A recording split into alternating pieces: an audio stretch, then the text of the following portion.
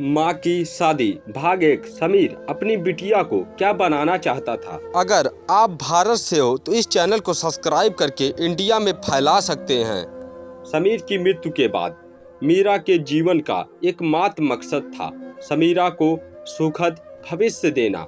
लेकिन मीरा नहीं जानती थी कि समीरा भी अपनी माँ की खुशियों को नए पंख देना चाहती थी। संध्या, समीर और मैंने परिवार के विरोध के बावजूद प्रेम विवाह किया था। एक दूसरे को पाकर हम बेहद खुश थे।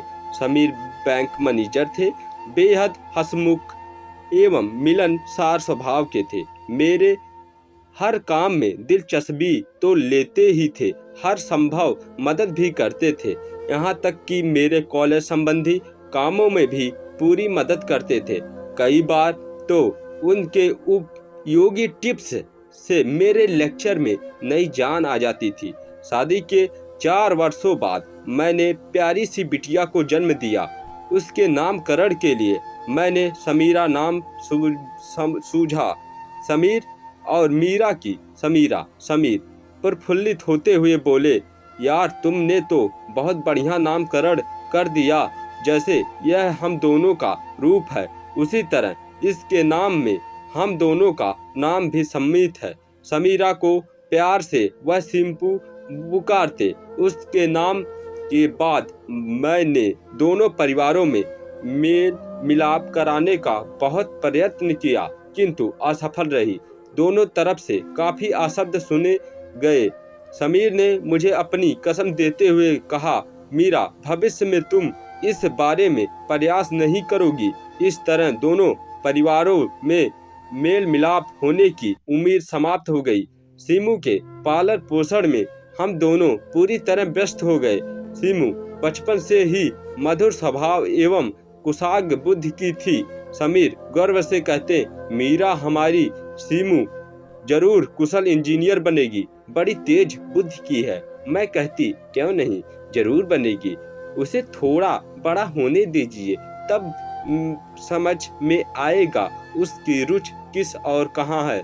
समीर बोले, तुमने सही कहा, यह तो जो बनना चाहेगी हम उसमें उसको पूरा सहयोग देंगे। समीरा 9 वर्ष की ही हुई थी कि कार एक्सीडेंट में समीर की मृत्यु हो गई। मेरी तो मानो दुनिया ही उजड़ गई। उन्हीं से तो मेरी दुनिया गुलजार थी। नन्ही सीमू का रो रो कर बुरा हाल था। मम्मा, मैं पापा को नहीं जाने दूंगी। पापा को क्या हो गया, वे जरूर ठीक हो जाएंगे। मैं उसे अपने कॉलेज में सटाए शांत का असफल प्रयास करती रही। अपनी सीमू के लिए मैंने अपने दर्द को अंदर ही अंदर दबा लिया। जाहिर तौर पर मैं सामान्य रहने का प्रयास करने लगी। मैंने स्वयं से प्रण किया कि मैं सीमू को उसके पापा की कमी महसूस नहीं होने दूंगी। आज समीर की बात याद करती हूँ, उन्हें अपनी सीमू के लिए कितना सही कहा था। आज वह सॉफ्टवेयर इंजीनियर के रूप में एक मल्टीनेशनल कंपनी में कार्यरत है। उसके सहकर्मी सार्थक से मैंने उसका विवाह पक्का कर मंगनी की रस्म कर दी है। सार्थक एक प्रोजेक्ट के सिलसिले में अमेरिका गया है। वहां से लौटने पर दोनों की शादी कर दी जाएगी।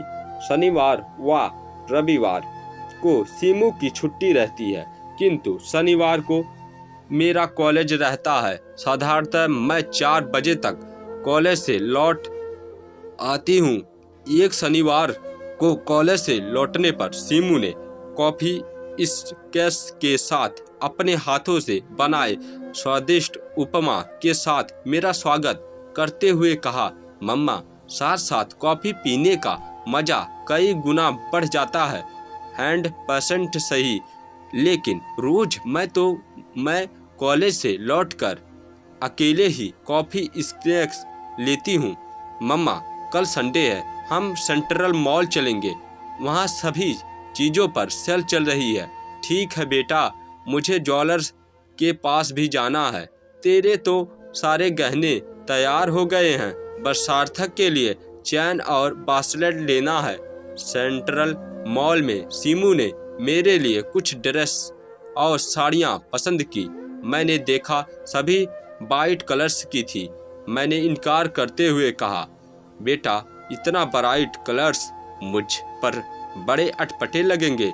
ओ मम्मा, आप पहनती नहीं हैं, यदि पहनने लगेंगी तब आदत हो जाएगी, फिर अटपटे नहीं लगेंगे।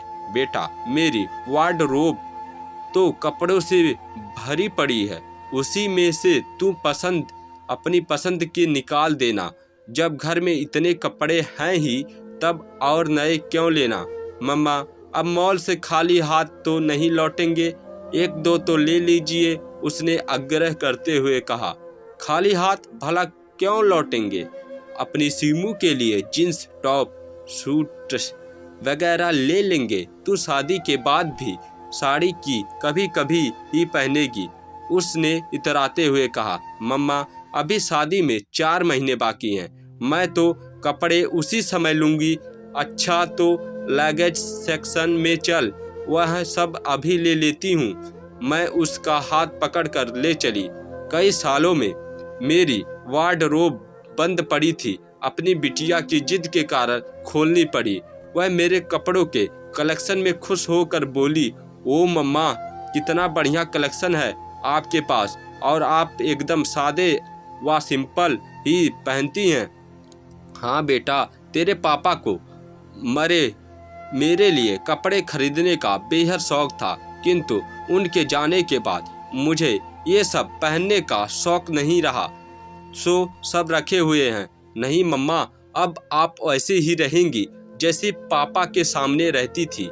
मम्मा मुझे आपकी और पापा की कई प्यारी भरी चुहले याद हैं। उस दिन आप पापा की पसंद की ड्रेस, हेयर स्टाइल, ज्वेलरी पहनकर तैयार हुई थी। पापा दिल पर हाथ रखकर थम से सोफे पर बैठ गए थे। आप दौड़कर पापा के पास आकर पूछने लगी थी, क्या हुआ समीर, आप ठीक तो हैं? पापा ने कहा था, यार दिल इतना तेज धड़क रहा है कि उसे हाथों से थामना पड़ रहा है। मुझे उनकी बातों पर हंसी आ गई थी। उन्होंने मुझे अपने पास बैठाते हुए कहा, क्यों सेमू, मम्मी जच रही है ना? मैंने कहा था, मम्मा तो हमेशा ही जचती हैं, वैसे पापा आप भी कोई कम नहीं हैं। उन्होंने मुझे यह कहते हुए गले से लगा लिया। वह मेरी नन्ही सीमू, तू तो खूब बातें बनाने लगी। हाँ बेटा, पापा हर बात हर काम में रुचि लेते थे, वे माहौल एकदम खुशनुमा बनाए रखते थे। समीरा ने बातों का रुख वर्तमान की तरफ करते हुए कहा, वह सब ठीक है मम्मा, अब आप वैसे ही तैयार होंगी जैसे आप पापा के सामने तैयार होती थी। यह तो मुझसे ना हो सकेगा बेटा। क्यों मम्मा, आप अपनी बिटिया का मन नहीं रखोगी? ओह बेटा, यह बात है, तब मैं पूरी कोशिश करूंगी। मुझे समीरा के आज के व्यवहार से अत्यधिक आश्चर्य हुआ। समीर के जाने के बाद मैंने खुद ही सादगी में रहना पसंद किया था। समीर को मेरे सज श्रृंगार का विशेष शौक था। उन्हें दिखाने रिझाने की इच्छा से मैं सजती संवरती थी। अब वे नहीं रहे, इच्छा खुद ही विलुप्त हो गई। इसके अलावा समाज का भी ख्याल करना पड़ता है। एक विधवा का निरीक्षण परीक्षण समाज कुछ ज्यादा ही पैनी नजर से करता है। ऑफिस से लौटकर कॉफी पीते हुए सीमू ने कहा, मम्मा कल शाम कोनी नहीं हमें अपने घर पर बुलाया है। अरे वह बंगालन कोनी कितना मीठा बोलती है, एकदम रसगुल्ले की तरह। मम्मा आपकी वह जबरदस्त फैन है, कहती हैं भले ही आंटी कॉलेज में लेक्चरर हैं, किंतु देखने में एकदम कॉलेज गर्ल्स लगती हैं। हम शाम को 6 बजे कोनी के घर पहुंच गए थे। उसके पापा भी थे। उनसे मेरी पहली मुलाकात थी। कोनी ने अपने पापा से आग्रह करते हुए कहा, पापा मुझे और समीरा को थोड़ा ऑफिस का काम है, प्लीज आप आंटी को घर एवं अपना टेरेस गार्डन दिखा दीजिए। घर दिखाते हुए कोनी के पापा ने कहा, मेरी बिटिया आपकी बहुत बड़ी फैन है। वह आपके हाथ के खाने से लेकर आपके सारे तौर तरीकों की बहुत प्रशंसा करती है। आज की स्वतंत्रता का प्रशंसा करते हुए तो वह काबिलियत ही बन जाती है। अगर आपको स्टोरी पसंद आई तो चैनल को सब्सक्राइब कर दें।